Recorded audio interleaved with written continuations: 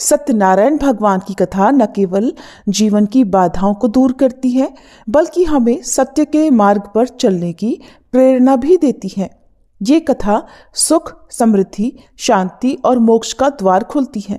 प्रिय श्रोताओ, आज मार्गशीर्ष पूर्णिमा की इस पावन घड़ी में जब हम सब एकत्र हुए हैं, ये कथा हम सभी के हृदयों में भक्ति, विश्वास और समर्पण की भावना जागृत करेगी। आइए हम सभी तन, मन, धन से श्री सत्यनारायण भगवान को स्मरण करें और कथा का शुभारंभ करें।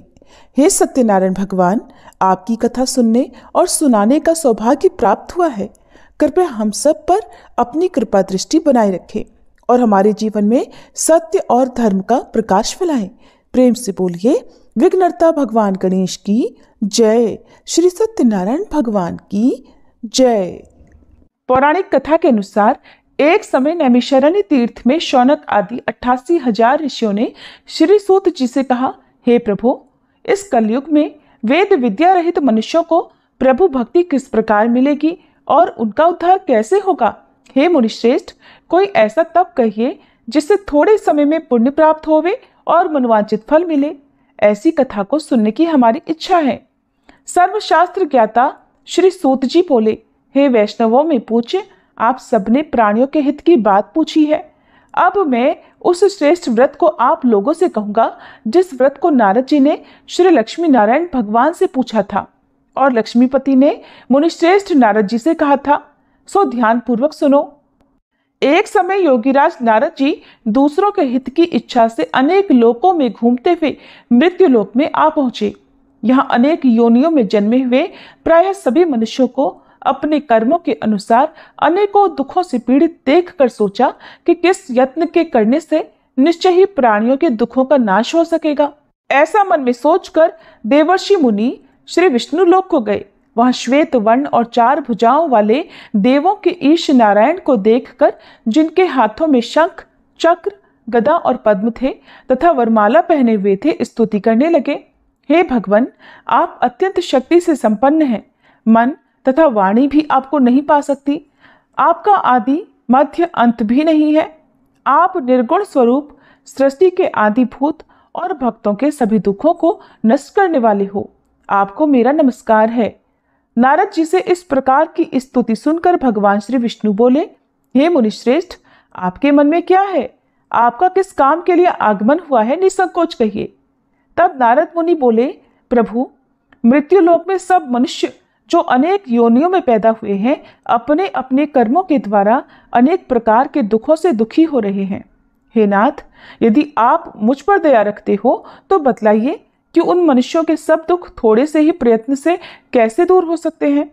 तब श्री विष्णु भगवान जी बोले, हे नारद, मनुष्यों की भलाई के लिए तुमने बहुत अच्छी बात पूछी है। जिस काम के करने से मनुष्य मोह से छूट जाता है, वह मैं कहता हूं, सुनो। बहुत पुण्य देने वाला स्वर्ग तथा मृत्युलोक दोनों में दुर्लभ एक अत्यंत उत्तम व्रत है। आज मैं प्रेमवश होकर तुमसे कहता हूं, श्री सत्यनारायण भगवान का ये व्रत अच्छी तरह विधि पूर्वक करके मनुष्य धरती पर आयु पर्यंत सुख भोग कर मरने पर मोक्ष को प्राप्त होता है। श्री भगवान के वचन सुनकर नारद मुनि बोले, हे भगवान, उस व्रत का फल क्या है? क्या विधान है? और किसने यह व्रत किया है और किस दिन यह व्रत करना चाहिए? विस्तार पूर्वक कहिए। भगवान विष्णु बोले, हे नारद, दुख, शोक आदि को दूर करने वाला, धन धान्य को बढ़ाने वाला, सौभाग्य तथा संतान को देने वाला यह व्रत सब स्थानों पर विजय करने वाला है। भक्ति और श्रद्धा के साथ किसी भी दिन मनुष्य श्री सत्यनारायण की प्रातः काल के समय ब्राह्मणों और बंधुओं के साथ धर्म परायण होकर पूजा करे। भक्ति भाव से नैवेद्य, केले का फल, शहद, घी, दूध और गेहूं का आटा सवाया लेवे। गेहूं के अभाव में साठी का चूर्ण भी ले सकते हैं और सब पदार्थों को भगवान को अर्पण कर देवे तथा बंधुओं सहित ब्राह्मणों को भोजन करावे। पश्चात स्वयं भोजन करे। रात्रि में नृत्य, गीत आदि का आयोजन कर सत्यनारायण भगवान का ध्यान करते हुए समय बिताए। इस तरह व्रत करने पर मनुष्यों की इच्छा निश्चय पूरी होती है। विशेष रूप से कलिकाल में भूमि पर यही मोक्ष का सरल उपाय है। प्रेम से बोलिए श्री सत्यनारायण भगवान की जय। श्री सत्यनारायण व्रत कथा का प्रथम अध्याय संपूर्ण। दूसरा अध्याय। श्री सूत जी बोले, हे ऋषियों, जिसने पहले समय में इस व्रत को किया है उसका इतिहास कहता हूँ, ध्यान पूर्वक सुनो। सुंदर काशीपुरी नगरी में एक अत्यंत निर्धन ब्राह्मण रहता था। वह भूख और प्यास से बेचैन हुआ नित्य पृथ्वी पर घूमता था। ब्राह्मणों से प्रेम करने वाले भगवान ने ब्राह्मण को दुखी देखकर बूढ़े ब्राह्मण का रूप धरकर उसके पास जाकर आदरपूर्वक पूछा, हे विप्र, तुम नित्य दुखी होकर पृथ्वी पर क्यों घूमते हो? हे ब्राह्मण, ये सब मुझसे कहो, मैं सुनना चाहता हूँ। तब वह ब्राह्मण बोला, मैं निर्धन ब्राह्मण हूँ, भिक्षा के लिए पृथ्वी पर फिरता हूँ। हे भगवान, यदि आप इससे छुटकारा पाने का कोई उपाय जानते हो तो कृपा कर मुझे बताएं। वृद्ध ब्राह्मण बोला, हे विप्र, सत्यनारायण भगवान मनोवांछित फल देने वाले हैं, इसलिए तुम उनका पूजन करो, जिसके करने से मनुष्य सब दुखों से मुक्त हो जाता है। तब ब्राह्मण को व्रत का सारा विधान बतलाकर बूढ़े ब्राह्मण का रूप धारण करने वाले श्री सत्यनारायण भगवान वहीं अंतर्ध्यान हो गए। जिस व्रत को वृद्ध ब्राह्मण ने बतलाया है, मैं उसको अवश्य करूंगा। यह निश्चय करने पर उसे रात भर नींद नहीं आई। सवेरे उठकर सत्यनारायण भगवान के व्रत का निश्चय कर वह भिक्षा के लिए चला। उस दिन उसको भिक्षा में बहुत सारा धन मिला, जिससे बंधु बांधवों के साथ उसने सत्यनारायण भगवान का व्रत किया। इसके करने से वह ब्राह्मण सब दुखों से छूटकर अनेक प्रकार की संपत्तियों से युक्त हुआ।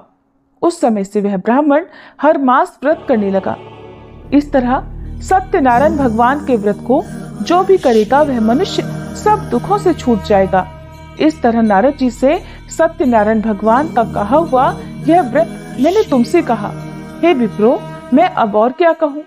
तब ऋषिगण बोले, हे मुनीश्वर, संसार में इस ब्राह्मण से सुनकर किस किसने इस व्रत को किया, हम वह सब भी सुनना चाहते हैं। इसके लिए हमारे मन में अत्यंत जिज्ञासा हो रही है। सूत जी बोले, हे मुनियों, जिसने इस व्रत को किया है वह सब भी सुनो। एक समय वह ब्राह्मण धन और ऐश्वर्य के अनुसार बंधु बांधवों के साथ व्रत करने को तैयार हुआ। उसी समय एक लकड़ी बेचने वाला बूढ़ा आदमी आया और बाहर लकड़ियों को रखकर ब्राह्मण के मकान में गया। प्यास से दुखी लकड़हारा उनको व्रत करते देखकर ब्राह्मण को नमस्कार करके कहने लगा, ये आप क्या कर रहे हैं? इसके करने से क्या फल मिलता है? कृपा करके मुझको बताइए। ब्राह्मण ने कहा, सब मनोरथों को पूर्ण करने वाला यह सत्यनारायण भगवान व्रत है। इसकी ही कृपा से मेरे यहाँ धन धान्य आदि की वृद्धि हुई है। ब्राह्मण से इस व्रत के बारे में जानकर लकड़हारा अत्यंत प्रसन्न हुआ। चरणामृत लेकर प्रसाद ग्रहण करने के बाद वह अपने घर को गया। अगले दिन लकड़हारे ने अपने मन में इस प्रकार का संकल्प लिया कि आज गांव में लकड़ी बेचने से जो धन मिलेगा उसी से सत्यनारायण भगवान का उत्तम व्रत करूंगा। ऐसा मन में निश्चय कर वह बूढ़ा आदमी लकड़ियां अपने सिर पर रखकर जिस नगर में धनवान लोग रहा करते थे ऐसे सुंदर नगर में गया। उस दिन वहां पर उसे उन लकड़ियों का दाम पहले से 4 गुना मिला। तब वह लकड़हारा दाम लेकर अति प्रसन्न होकर पके केले, शक्कर, घी, दूध, दही और गेहूं का चूर्ण इत्यादि सत्यनारायण भगवान के व्रत की कुल सामग्रियों को लेकर अपने घर गया। फिर उसने अपने परिवारजनों को बुलाकर विधि के साथ भगवान का पूजन और व्रत किया। उस व्रत के पुण्य प्रभाव से वह बूढ़ा लकड़हारा धन, पुत्र आदि से युक्त हुआ और संसार के समस्त सुख भोग कर अंत में वैकुंठ लोक को चला गया।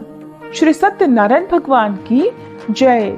श्री सत्यनारायण व्रत कथा का दूसरा अध्याय संपूर्ण। तीसरा अध्याय। श्री सूत जी बोले, हे श्रेष्ठ मुनियों, अब आगे की कथा कहता हूँ, सुनो। पहले समय में उल्कामुख नाम का एक बुद्धिमान राजा रहा करता था। वह सत्यवक्ता और जितेंद्रिय था। प्रतिदिन देव स्थानों पर जाता और गरीबों को धन देकर उनके कष्ट दूर करता था।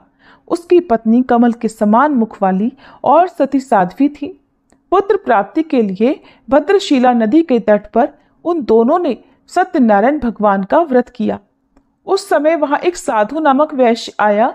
उसके पास व्यापार के लिए बहुत सारा धन था।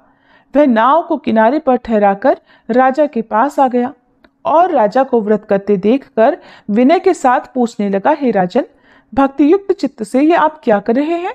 मेरी सुनने की इच्छा है, सो आप मुझे ये बताइए। तब राजा बोला, हे वैश्य, अपने बांधवों के साथ पुत्र आदि की प्राप्ति के लिए यह महाशक्तिवान सत्यनारायण भगवान का व्रत और पूजन में कर रहा हूँ। राजा के वचन सुनकर साधु आदर से बोला, हे राजन, मुझसे भी इसका सब विधान कहो। मैं भी आपके कहे अनुसार इस व्रत को अवश्य करूंगा। मेरी भी कोई संतान नहीं है और मुझे विश्वास है कि इस व्रत के करने से निश्चय ही मुझे संतान प्राप्ति होगी। तब राजा से सब विधान सुनकर व्यापार से निवृत्त होकर वह आनंद के साथ अपने घर को गया। साधु ने अपनी स्त्री को संतान देने वाले इस व्रत को सुनाया और प्रण किया कि जब मेरे यहाँ संतान होगी तब मैं इस व्रत को करूंगा। साधु ने ऐसे वचन अपनी पत्नी लीलावती से कहे। एक दिन उसकी पत्नी पति के साथ आनंदित होकर सांसारिक धर्म में प्रवृत्त होकर श्री सत्यनारायण भगवान की कृपा से गर्भवती हो गई और 10वें महीने में उसके एक सुंदर कन्या का जन्म हुआ। वह कन्या दिनों दिन इस तरह बढ़ने लगी जैसे शुक्ल पक्ष का चंद्रमा बढ़ता है। कन्या का नाम कलावती रखा गया। तब लीलावती ने मीठे शब्दों में अपने पति से कहा कि स्वामी, जो आपने संकल्प लिया था कि मैं संतान होने पर सत्यनारायण भगवान का व्रत करूंगा, अब आप उसे करिए। साधु बोला, हे प्रिय, इसके विवाह पर करूंगा। इस प्रकार अपनी पत्नी को आश्वासन देकर वह नगर को चला गया। अब कलावती अपने पिता के घर में रहकर बड़ी हो रही थी। एक दिन साधु ने जब नगर में सखियों के साथ अपनी पुत्री को देखा तो तुरंत दूत को बुलाकर कहा कि पुत्री के लिए कोई सुयोग्य वर देख कर लाओ। साधु की आज्ञा पाकर दूत कंचन नगर पहुंचा और वहां पर बहुत खोज कर, बहुत देखभाल कर कन्या के लिए सुयोग्य वणिक पुत्र को ले आया। उस सुयोग्य युवक को देखकर साधु ने अपने बंधु बांधवों सहित प्रसन्नचित होकर अपनी पुत्री का विवाह उसके साथ कर दिया, किंतु दुर्भाग्य से विवाह के समय भी वह उस व्रत को करना भूल गया। तब श्री सत्यनारायण भगवान क्रोधित हो गए और साधु को श्राप दे दिया कि तुम्हें दारुण दुख प्राप्त होगा।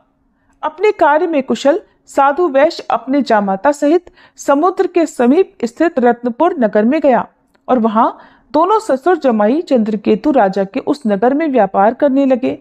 एक दिन भगवान सत्यनारायण की माया से प्रेरित कोई चोर राजा का धन चुराकर भागा जा रहा था, किंतु राजा के दूतों को आता देखकर चोर घबराकर भागते हुए धन को वहीं चुपचाप छोड़कर चले गए जहां वे ससुर और जमाई ठहरे हुए थे। जब दूतों ने उन साधु वैश्य के पास राजा के धन को रखा हुआ देखा तो वे उन्हीं को चोर समझकर दोनों को बांध कर ले गए और राजा के पास जाकर बोले, हे राजन, ये 2 चोर हम पकड़ कर लाए हैं, देखकर आज्ञा दीजिए।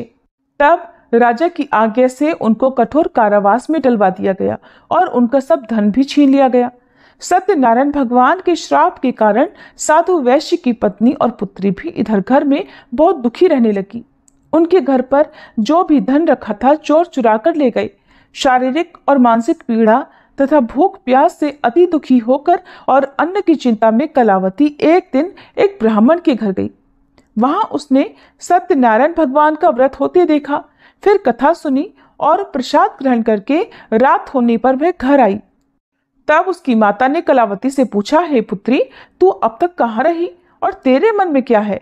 कलावती कहने लगी, माते, मैंने एक ब्राह्मण के घर पर श्री सत्यनारायण भगवान का व्रत होते देखा है। कन्या के ऐसे वचन सुनकर लीलावती भगवान के पूजन की तैयारी करने लगी। लीलावती ने परिवार और बंधुओं सहित श्री सत्यनारायण भगवान का पूजन किया और वर मांगा कि मेरे पति और दामाद शीघ्र घर आ जाएं। साथ ही प्रार्थना की कि हम सबका अपराध क्षमा करो। सत्यनारायण भगवान इस व्रत से संतुष्ट हो गए और राजा चंद्रकेतु को स्वप्न में दर्शन देकर कहा, हे राजन, तुमने जिन दोनों वैश्यों को बंदी बना रखा है वे निर्दोष हैं। उन्हें प्रातः ही छोड़ दो और उनका सब धन जो तुमने ले लिया है उसे वापस लौटा दो, नहीं तो मैं तेरा धन, राज्य, पुत्र आदि सब नष्ट कर दूंगा। राजा से ऐसे वचन कहकर भगवान अंतर्ध्यान हो गए। प्रातःकाल राजा चंद्रकेतु ने सभा में अपना स्वप्न सुनाया, फिर दोनों वणिक पुत्रों को कैद से मुक्त कर सभा में बुलाया। दोनों ने आते ही राजा को नमस्कार किया। राजा मीठे वचनों से बोला, हे महानुभावों, तुम्हें दैववश ऐसा कठिन दुख प्राप्त हुआ है, अब तुम्हें कोई भय नहीं। ऐसा कहकर राजा ने उनको नए नए वस्त्र आभूषण पहनाए और उनका जितना धन लिया था उससे दोगुना धन देकर आदर सहित विदा कर दिया। तब वे दोनों वैश्य अपने घर को चल दिए। श्री सत्यनारायण भगवान की जय। श्री सत्यनारायण व्रत कथा का 3रा अध्याय संपूर्ण। 4था अध्याय। श्री सूत जी बोले, साधु बनिया मंगलाचरण कर और ब्राह्मणों को धन देकर अपने नगर के लिए चल पड़ा। साधु के कुछ दूर जाने पर इधर भगवान सत्यनारायण की उसकी सत्यता की परीक्षा लेने के विषय में जिज्ञासा हुई। तब वे एक दंडी का वेश बनाकर उस बनिए के सामने गए और पूछा, साधो, तुम्हारी नाव में क्या भरा है? तब धन के मद में चूर दोनों महाजनों ने अवहेलना पूर्वक हंसते हुए कहा, दंडी सन्यासी, क्यों पूछ रहे हो? क्या कुछ मुद्रा लेने की इच्छा है? हमारी नाव में तो लता और पत्ते आदि भरे हैं। उनकी ऐसी निष्ठुर वाणी सुनकर दंडी वेशधारी भगवान बोले, तुम्हारी बात सच हो जाए। ऐसा कहकर दंडी सन्यासी को रूप धारण किए हुए भगवान कुछ दूर जाकर समुद्र के समीप बैठ गए। इधर दंडी के चले जाने पर नित्य क्रिया करने के बाद उतराई हुई यानी जल में ऊपर की ओर उठी हुई नौका को देखकर साधु अत्यंत आश्चर्य में पड़ गया और नाव में लता और पत्ते आदि देखकर मूर्छित होकर पृथ्वी पर गिर पड़ा। होश आने पर वणिकपुत्र चिंतित हो गया। तब उसके दामाद ने इस प्रकार कहा कि पिताजी, आप शोक क्यों करते हैं? दंडी ने श्राप दे दिया है। इस स्थिति में वे ही चाहें तो सब कुछ कर सकते हैं, इसमें संशय नहीं। अतः उन्हीं की शरण में हमको चलना चाहिए और वहीं मन की इच्छा पूर्ण होगी। दामाद की बात सुनकर वह साधु बनिया उनके पास गया और वहां दंडी को देखकर उसने भक्ति पूर्वक उन्हें प्रणाम किया तथा आदर पूर्वक कहने लगा कि आपके सम्मुख मैंने जो कुछ कहा है, असत्य भाषण रूप अपराध किया है, आप कृपया मेरे उस अपराध को क्षमा कर दीजिए। ऐसा कहकर बार बार प्रणाम करके वह महान शोक से व्याकुल हो गया। दंडी ने उस बनिए को रोते हुए देखकर कहा, हे मूर्ख, रो मत, मेरी बात सुनो। मेरी पूजा से उदासीन होने के कारण तथा मेरी आज्ञा से ही तुमने बार बार दुख प्राप्त किया है। भगवान की ऐसी वाणी सुनकर वह उनकी स्तुति करने लगा। साधु ने कहा, हे प्रभु, ये आश्चर्य की बात है कि आपकी माया से मोहित होने के कारण ब्रह्मादि देवता भी आपके गुणों और रूपों को यथावत रूप से नहीं जान पाते। फिर मैं मूर्ख आपकी माया से मोहित होने के कारण भला कैसे जान सकता हूँ? प्रभु, आप मुझ पर कृपा कीजिए और मुझ पर प्रसन्न होइए। मैं अपनी धन संपत्ति के अनुसार आपकी पूजा करूंगा। मैं आपकी शरण में हूँ। मेरा जो नौका में स्थित पूरा धन था, उसकी और मेरी रक्षा करें। उस बनिए की भक्ति युक्त वाणी सुनकर भगवान जनार्दन संतुष्ट हो गए। भगवान जनार्दन उसे अभीष्ट वर प्रदान कर वहीं अंतर ध्यान हो गए। इसके बाद वह साधु अपनी नौका में चढ़ा और उसे धन धान्य से भरी हुई देखकर भगवान सत्यदेव की कृपा से हमारा मनोरथ सफल हो गया। ऐसा कहकर स्वजनों के साथ उसने भगवान की विधिवत पूजा की। भगवान श्री सत्यनारायण की कृपा से वह आनंद से परिपूर्ण हो गया और नाव को प्रयत्न पूर्वक संभाल कर उसने अपने देश के लिए प्रस्थान किया। साधु बनिए ने अपने दामाद से कहा, वह देखो, मेरी रत्नपुरी नगरी दिखाई दे रही है। इसके बाद उसने अपने धन के रक्षक दूत को अपने आने का समाचार देने के लिए अपनी नगरी में भेजा। उसके बाद उस दूत ने नगर में जाकर साधु की पत्नी को हाथ जोड़कर प्रणाम किया और उसके लिए अभीष्ट बात की। सेठ जी अपने दामाद और बंधु वर्ग के साथ बहुत सारे धन धान्य से संपन्न होकर नगर के निकट पधार गए हैं। दूत के मुख से ये बात सुनकर वह अत्यंत आनंदित हुई और उस साध्वी ने श्री सत्यनारायण की पूजा करके अपनी पुत्री से कहा, पुत्री, मैं साधु के दर्शन करने के लिए जा रही हूँ, तुम भी जल्दी आना। माता का ऐसा वचन सुनकर व्रत को समाप्त करके प्रसाद का परित्याग करके कलावती भी अपने पति का दर्शन करने के लिए चल पड़ी। इससे भगवान सत्यनारायण रुष्ट हो गए और उन्होंने उसके पति को तथा नौका को धन के साथ हरण करके जल में डुबो दिया। इसके बाद कलावती कन्या अपने पति को न देखकर महान शोक से रुदन करती हुए पृथ्वी पर गिर पड़ी। नाव का अदर्शन और कन्या को अत्यंत दुखी देखकर भयभीत मन से साधु बनिए ने सोचा, ये क्या आश्चर्य हो गया। नाव का संचालन करने वाले भी सभी चिंतित हो गए। इसके बाद वह लीलावती भी कन्या को देखकर दुख से व्याकुल हो गई और अत्यंत दुख से विलाप करती हुई अपने पति से इस प्रकार बोली, स्वामी, अभी अभी नौका के साथ वह अदृश्य कैसे हो गया? न जाने किस देवता की उपेक्षा से वह नौका हरण कर ली गई, या फिर श्री सत्यनारायण का महात्म्य भला कौन जान सकता है। ऐसा कहकर वह अपने परिवारजनों के साथ विलाप करने लगी और कलावती कन्या को गोद में लेकर रोने लगी। कलावती भी अपने पति के नष्ट हो जाने पर दुखी हो गई और पति की पादुका लेकर उनका अनुगमन करने के लिए उसने मन में निश्चय किया। कन्या के इस प्रकार के आचरण को देखकर पत्नी सहित वह धर्म के साधु कन्या अत्यंत शोक व्याकुल हो गया और सोचने लगा, या तो भगवान सत्यनारायण ने यह अपहरण किया है या फिर हम सभी भगवान सत्यदेव की माया से मोहित हो गए हैं। अपनी धन की शक्ति के अनुसार मैं भगवान श्री सत्यनारायण की पूजा करूंगा। तब सभी को बुलाकर इस प्रकार कहकर उसने अपने मन की इच्छा प्रकट की और बारंबार भगवान सत्यदेव को दंडवत प्रणाम किया। इससे दीनों के परिपालक भगवान सत्यदेव प्रसन्न हो गए। भक्त वत्सल भगवान ने कृपा पूर्वक आकाशवाणी की कि तुम्हारी कन्या प्रसाद छोड़कर अपने पति को देखने चली आई है। निश्चय ही इस कारण उसका पति अदृश्य हो गया है। यदि घर जाकर यह प्रसाद ग्रहण करके वापस आए तो हे साधु बनिया, तुम्हारी पुत्री पति को प्राप्त करेगी, इसमें संशय नहीं। कलावती ने भी यह दिव्य आकाशवाणी सुनी तो वह शीघ्र ही अपने घर गई और उसने प्रसाद ग्रहण किया। वापस आकर उसने अपने परिवारजनों और अपने पति को भी देखा। तब कलावती कन्या ने अपने पिता से कहा कि पिताजी, अब तो घर चलिए, देरी क्यों कर रहे हैं। कन्या की बात सुनकर वणिक पुत्र संतुष्ट हो गया और विधि विधान से भगवान सत्यनारायण का पूजन करके धन तथा बंधु बांधवों के साथ अपने घर को गया। इसके बाद पूर्णिमा और संक्रांति पर्वों पर भगवान सत्यनारायण का पूजन करते हुए इस लोक में सुख भोग कर अंत में वह सत्यपुर वैकुंठ लोक को चला गया। प्रेम से बोलिए श्री सत्यनारायण भगवान की जय। श्री सत्यनारायण भगवान व्रत कथा का चौथा अध्याय संपूर्ण। पांचवा अध्याय। श्री सूत जी बोले, श्रेष्ठ मुनियों, अब इसके बाद मैं दूसरी कथा कहूंगा। आप लोग ध्यान पूर्वक सुनिए। अपनी प्रजा का पालन करने में तत्पर तुंगध्वज नामक एक राजा था। उसने सत्यदेव के प्रसाद का परित्याग करके दुख प्राप्त किया। एक बार वह वन में बहुत से पशुओं को मारकर वट वृक्ष के नीचे आया। वहां उसने देखा कि गोपगण बंधु बांधवों के साथ संतुष्ट होकर भक्ति पूर्वक भगवान सत्यदेव की पूजा कर रहे हैं। राजा यह देखकर भी अहंकारवश न तो वहां गया और न उसने भगवान सत्यनारायण को प्रणाम ही किया। पूजन के बाद सभी गोपगण भगवान का प्रसाद राजा के समीप रखकर वहां से लौट आए और इच्छानुसार उन सभी ने भगवान का प्रसाद ग्रहण किया।